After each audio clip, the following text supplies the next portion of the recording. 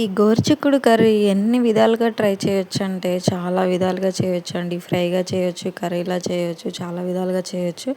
అలా ఇది ఒకటైతే ఏం లేదండి. గోరుచిక్కుల్ని బాగా ఒలిచేసి, కడిగేసి, శుభ్రంగా పక్కన పెట్టేసుకొని, ఒక టమోటాని మిక్సీ జార్‌లో వేసేసి, బాగా మిక్సీ జార్‌లో గ్రేవీ చేసేసుకొని పక్కన పెట్టేసుకొని, ఒక ఆనియన్, పచ్చిమిర్చి కట్ చేసి పక్కన పెట్టుకొని, స్టవ్ పైన కళాయి పెట్టి ఆనియన్ వేసి బాగా ఫ్రై అయిన తర్వాత పచ్చిమిర్చి, అలాగే 4, 5 కరివేపాకు రెబ్బల్ని వేసేసి బాగా ఫ్రై చేసి, మనం మిక్సీ చేసి పెట్టుకున్న టమాటా గ్రేవీని అందులో వేసేసి బాగా ఫ్రై అయ్యే వరకు ఫ్రై చేసేసి, కడిగి పెట్టుకొని పక్కన పెట్టేసుకున్నాం కదా గోరుచిక్కుడు ముక్కల్ని, అవి కూడా వేసేసి బాగా ఉడికించుకోవాలి. ఉడికించుకునే ముందు టమోటా గ్రేవీలో ఖచ్చితంగా ఉప్పు, పసుపు, కారం వేసేసేయండి. ఎందుకంటే గోరుచిక్కుడికి ఖచ్చితంగా ఉప్పు, కారం అనేది బాగా పడుతుంది.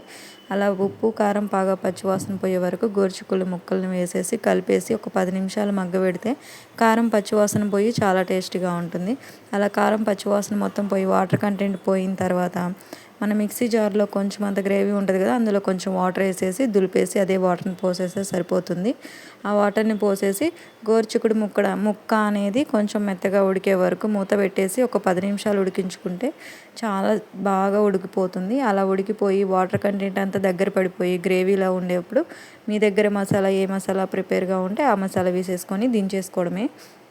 ఒక్కసారి ట్రై చేయండి, చాలా టేస్టీగా ఉంటుంది.